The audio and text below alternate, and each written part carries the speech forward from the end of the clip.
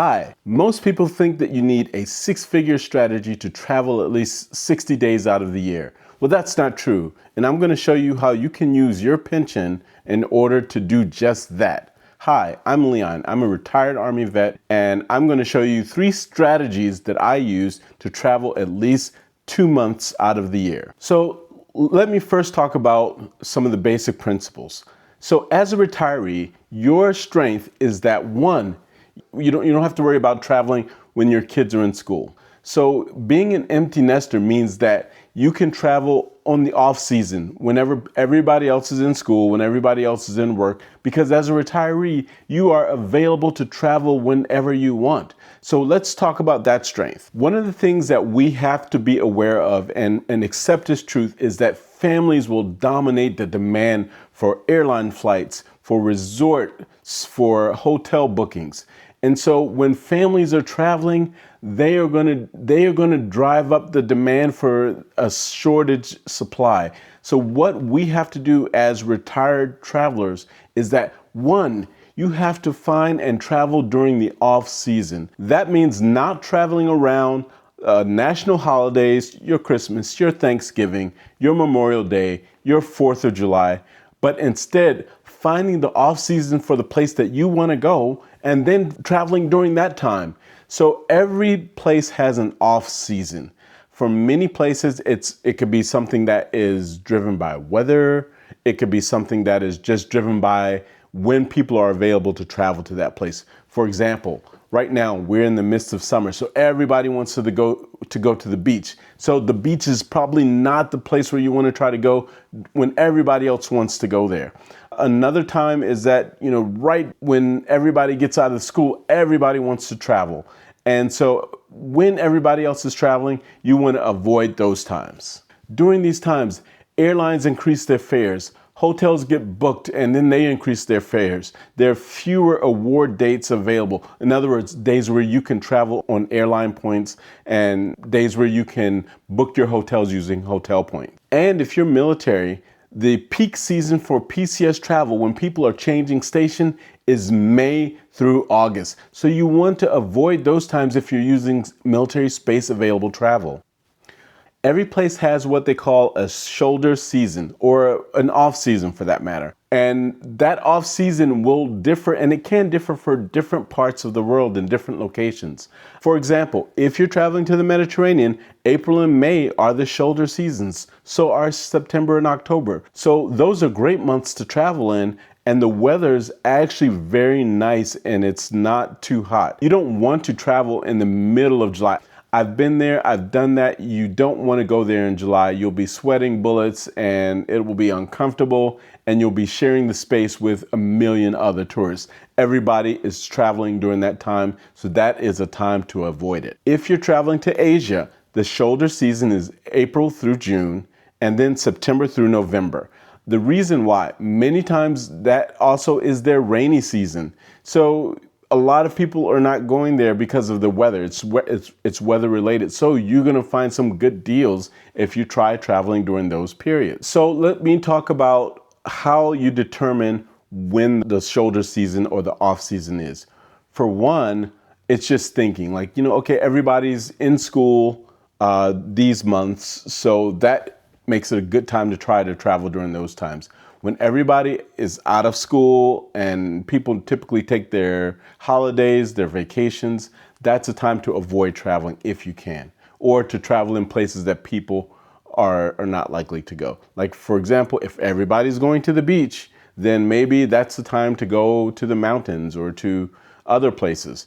During the summer, everybody wants to go to a national park. Maybe you could travel, during the off season when people are in school and you'll get a better deal and you won't have to share it with a million other tourists. One other way that you can check for the off season is use like a chatbot. So you can use ChatGPT, Gemini, or even Claude. You can say, hey, for this destination, for example, Kuala Lumpur, what are the off-season months of travel for Kuala Lumpur? And it will tell you.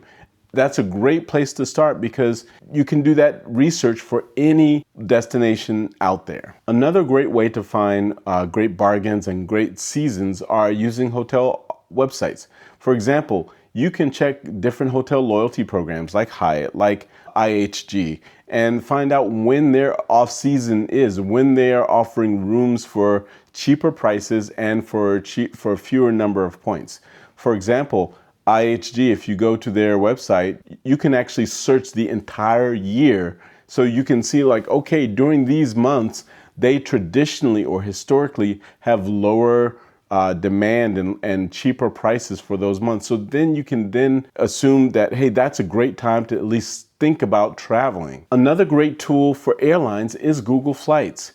With Google Flights, you can plug in your destination airport, and you can say, hey, show me the deals or show me the prices going anywhere, or you can show specific deals. You can even set it to notify you, I think it's like weekly or daily, when those prices go down. There's just like a little slider that you slide over and says, hey, notify me when these prices change. That's a great tool. So the way that I use Google Flights as well, if you are open to traveling to different parts of the world, you can say like, show me the flights out of Atlanta in the month of October, and you can look at a map and look around the world and see the various prices that are available.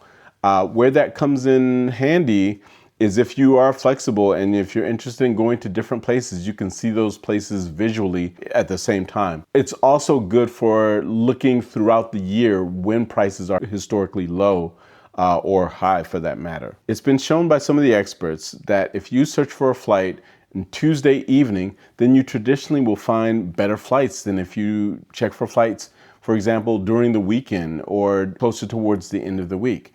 One thing that I will also recommend is that airlines and other services also consider where your location is. For example, they consider Americans to be more wealthy. One thing that I would recommend is using some type of VPN that locates you in another part of the world. Then you can also use something like a private window in Google in order to see the price without them knowing exactly who you are through the cookies or whatever on your computer. Also, when you're planning your trip, frequently if you depart and return like on a Tuesday or Wednesday, you get a better deal than departing on a Friday or a Monday. The reason why is that when you depart or return on a Friday or Monday, or a weekend for that matter, you're competing with business travelers because that's a pattern that they use. A lot of times they, will do their work during the week and then return on Friday,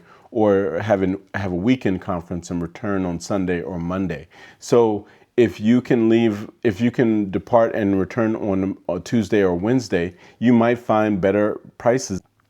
So the last piece of advice that I'm going to give you is one of the most important. Where you start out is extremely important as to your price. For example, I live in Augusta, Georgia, we have a small regional airport.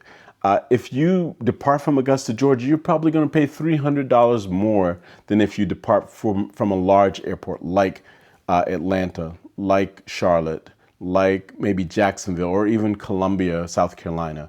So what I recommend is finding the large hubs that are near you or that you can easily travel to, and search for flights out of those locations. Frequently, you'll save hundreds of dollars flying out of those locations versus some small regional airport.